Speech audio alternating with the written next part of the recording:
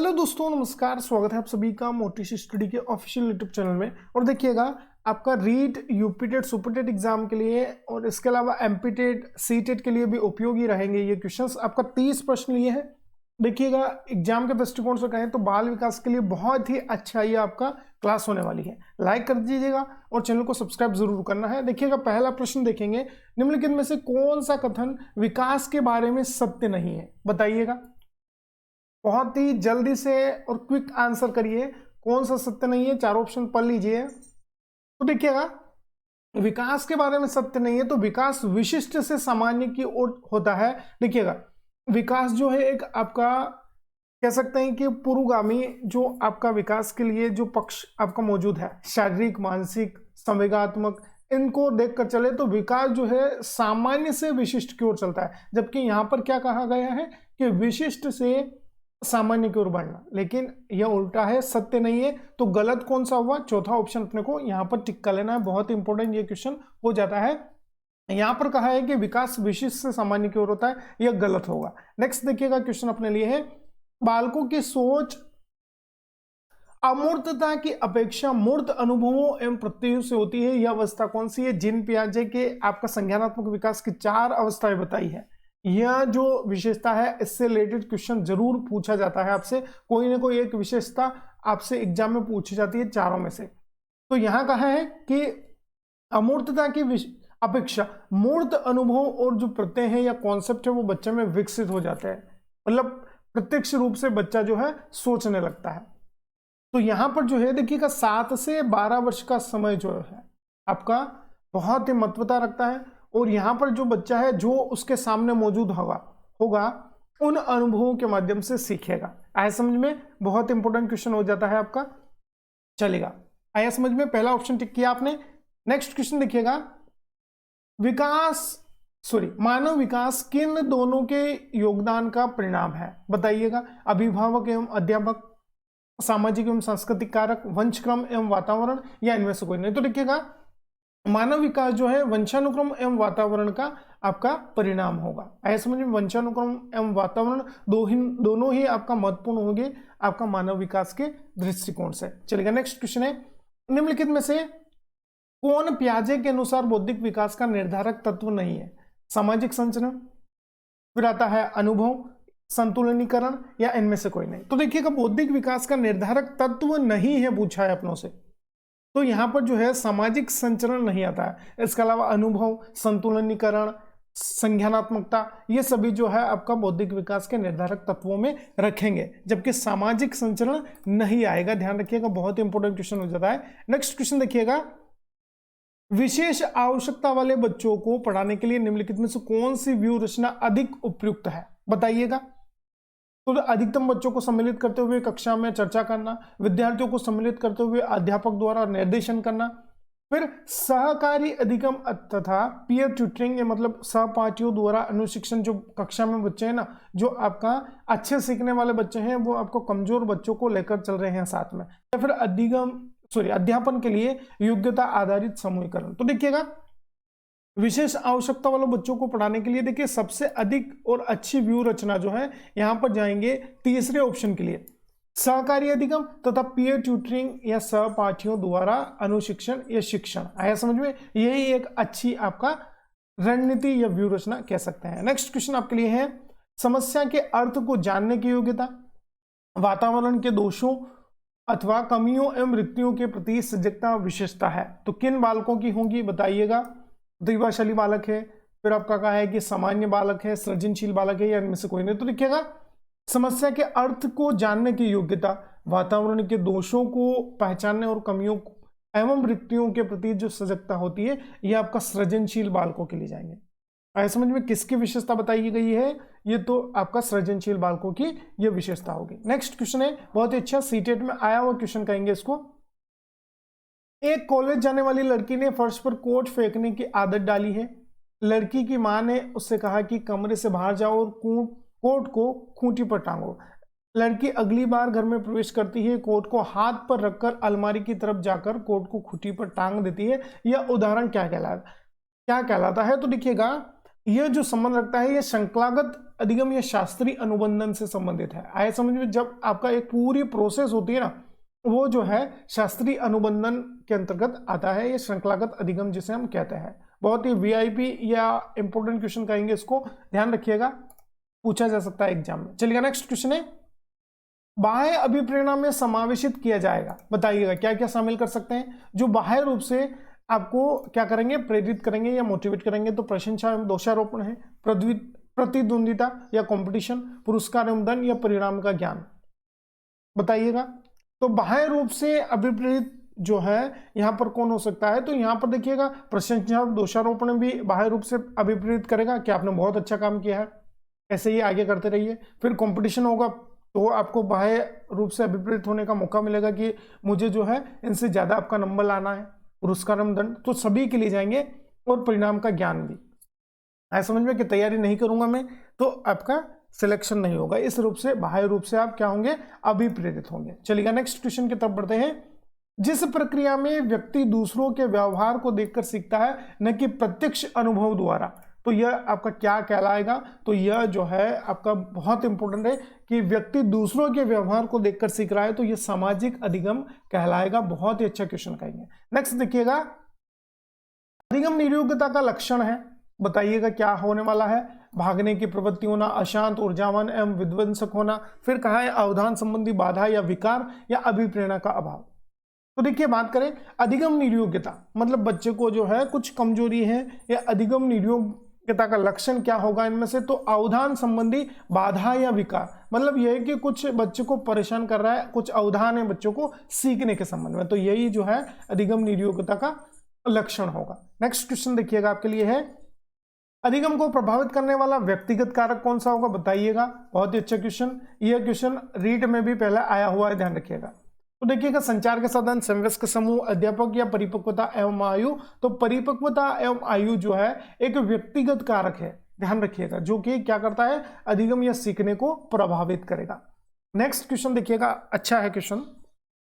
एक क्रिकेट खिलाड़ी अपनी गेंदबाजी के कौशल को विकसित कर लेता है, पर यह उसके बल्लेबाजी के कौशल को प्रभावित नहीं करता है। देखिएगा, जब एक फील्ड का नॉलेज जो है किसी भी प्रकार के दूसरे फील्ड में आपको कोई मदद नहीं करता है सीखने में, तो यह जो है आपका ध्यान रखिएगा शून्य प्रशिक्षण अंतरण कहलाता है। ऐसा समझ में, जैसे कि आपका साइकिल चलाना आपने सीख लिया है, अब आपको यहां पर कह सकते हैं कि जो है जो नाव चलाना है। अब देखिए साइकिल चलाना और नाव चलाना दोनों अलग अलग आपका एक्टिविटी है, तो यह जो है शून्य प्रशिक्षण अंतरण कहलाता है। है समझ में, बहुत ही अच्छा क्वेश्चन कहेंगे। नेक्स्ट क्वेश्चन है, निम्न से कौन सा कथन किसी व्यक्ति के मानसिक स्वास्थ्य को उत्तम रूप से प्रदर्शित करता है, बताइएगा। तो देखिएगा, पूर्ण अभिव्यक्ति, संगतिकरण और सामान्य लक्ष्य की ओर निर्देशित होना, मानसिक विचारों का न होना, व्यक्तित्व के विकारों से मुक्ति, या इनमें से सभी। तो देखिएगा मानसिक स्वास्थ्य को कौन उत्तम रूप से आपका प्रदर्शित करता है, बताइएगा। तो देखिएगा पूर्ण अभिव्यक्ति करता है तो ये आपका मेंटली हेल्दी है, या संगतिकरण मतलब दूसरों की संगत में आपका रहकर अच्छे विचार, अच्छे आपका आदतें विकसित करता है, सामान्य लक्ष्य की ओर बढ़ता रहता है, और निर्देशन प्राप्त करता है या निर्देशन देता रहता है। तो ये मानसिक स्वास्थ्य का उत्तम रूप प्रदर्शित हो रहा है यहाँ पर। आया समझ में?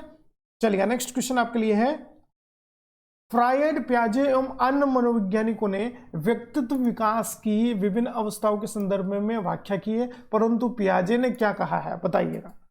तो प्याजे ने आपका यहां पर समझेंगे कहा कि विकास की अवस्था वातावरण से निर्धारित होगी, यह तो आपको नहीं कहा है। फिर कहा कि कहा कि शेषवावस्था के अनुभव ही अधिक प्रभावित करते हैं, बाकी अवस्थाओं के सीमित प्रभाव है। तो देखिएगा सभी अवस्थाएं अपने आप में एक दूसरे को प्रभावित करती है। फिर विभिन्न अवस्थाओं को समझाने के लिए संज्ञानात्मक, देखिएगा यदि पता है हमें कि जीन पियाजे ने जो है संज्ञानात्मक विकास का सिद्धांत दिया है, तो संज्ञानात्मक जैसे ही टैग वर्ड आएगा हम पहचान लेंगे।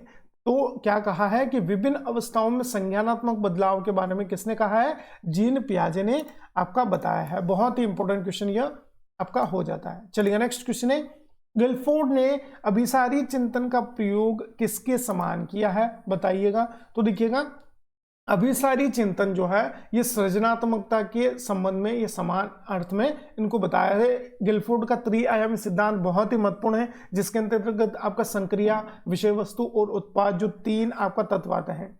और अभिसारी चिंतन से रिलेटेड क्वेश्चन जरूर आपसे बन सकता है जिसमें सृजनात्मकता होती है, ध्यान रखिएगा। नेक्स्ट क्वेश्चन आपके लिए है, क्वेश्चन कहता है कि निम्न में से कौन सा कथन रुचि के बारे में सत्य नहीं है, बताइएगा।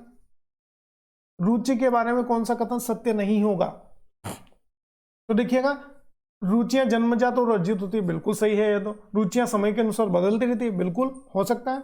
फिर रुचियां योग्यता एवं अभिक्षमताओं से संबंधित नहीं है, ये भी आपका सही है। फिर सत्य नहीं है पूछा है तो रुचियां व्यवहार में आकर्षण एवं विकर्षण के प्रतिबिंब नहीं है, यह गलत होगा। यह होती है, व्यवहार में छलकती है रुचियां, ऐसे समझ में कुछ प्रदर्शित करता है बच्चा, जैसे मैथ्स आती है बच्चे को तो वो अपने व्यवहार में भी उसको प्रकट करेगा, ऐसे समझ में चलेगा। नेक्स्ट क्वेश्चन आपके लिए है, अभिवृत्ति है, या अभिवृत्ति या एप्टीट्यूड क्या होगा बताइएगा। बहुत इंपॉर्टेंट क्वेश्चन कहेंगे इसको।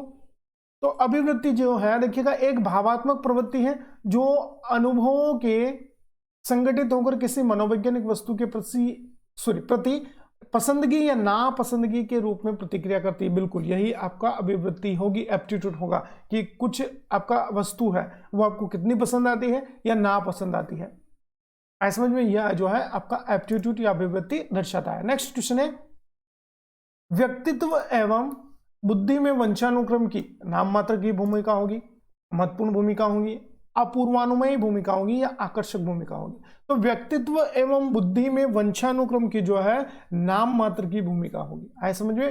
व्यक्तित्व पर्सनालिटी में देखिएगा और बुद्धि में बात करें आपका तो वंशानुक्रम जो है नाम मात्र की या गौण भूमिका अदा करता है, ऐसे समझ में। बहुत इंपॉर्टेंट क्वेश्चन कहेंगे, बहुत ही इंपॉर्टेंट क्वेश्चन जो है। नेक्स्ट अपना क्वेश्चन नंबर 19 देखिएगा, आ सकता है, जिन इच्छाओं की पूर्ति नहीं होती है। देखिए क्या कहा है कि जिन इच्छाओं की पूर्ति नहीं होती है उनका भंडारगृह निम्न में से कौन सा है? इदम है, अहम है, परम अहम है या इदम एवं अहम दोनों होंगे। तो ऐसी इच्छाएं जिनकी पूर्ति नहीं होती है इनका भंडारगृह या स्टोरेज जो है यह इदम के अंतर्गत होता है, आए समझ में। फिर रक्षा तंत्र बहुत सहायता करते हैं, बताइएगा। रक्षा तंत्र बहुत सहायता करते हैं हिंसा से निपटने के लिए, दबाव से निपटने के लिए, थकान से निपटने के लिए या अजनबियों से निपटने में। थोड़ी बोलने में प्रॉब्लम हो रही है, देखिएगा। तो रक्षा तंत्र जो है बहुत सहायता करता है दबाव से निपटने के लिए। जैसे कि ऐसा है कि रीट लेवल 1 की तैयारी कर रहे हैं जैसे हम, तो यहाँ पर जो है मैथ्स में थोड़ा कमजोर है, तो अब हमने रक्षा तंत्र क्या बना लिया है कि 15 नंबर के ही क्वेश्चन आएंगे और 15 में से देखिएगा जनरल कम से कम 5 से 7 या 8 प्रश्न तो मैं सही कर सकता हूँ। तो इससे क्या है कि दबाव कम होगा। इसके अलावा जो शिक्षण शास्त्र पूछे जाएंगे 15 में से, उनमें से कम मैं 11, 12 या 13 नंबर आसानी से कवर कर सकता हूं। तो मैं क्या करूंगा, इसको आपका कुल मिलाकर मेरा जो स्कोर है 20+ मुझे टारगेट करना है गणित के अंतर्गत। तो यह क्या होगा कि यह एक रक्षात्मक युक्ति बन जाएगी, जो कि जो प्रेशर है हमारा कि मैथ्स में क्या होगा उस दबाव को यह कम करने के लिए आपका एक अच्छा रक्षात्मक तंत्र होगा। आया समझ में डियर? चलेगा, सेकंड ऑप्शन टिक कर लीजिएगा। नेक्स्ट क्वेश्चन की तरफ बढ़ते हैं। क्वेश्चन कहता है शारीरिक निर्योग्यता वाले व्यक्ति के लिए निम्न में से कौन सी युक्ति रक्षात्मक तंत्र में सबसे संतोषजनक है, बताइएगा।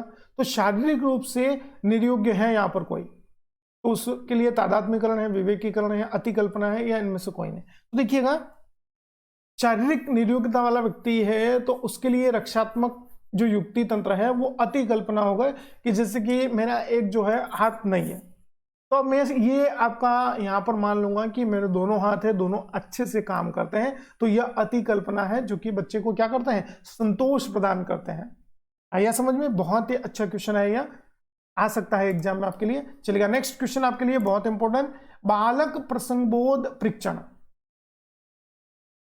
3 वर्ष से 10 वर्ष की आयु के बालकों के लिए बनाया गया है। इस परीक्षण में कार्ड में प्रतिस्थापित किए गए थे, आपने पढ़ा होगा, तो बहुत अच्छे ढंग से आप इसको कर सकते हैं।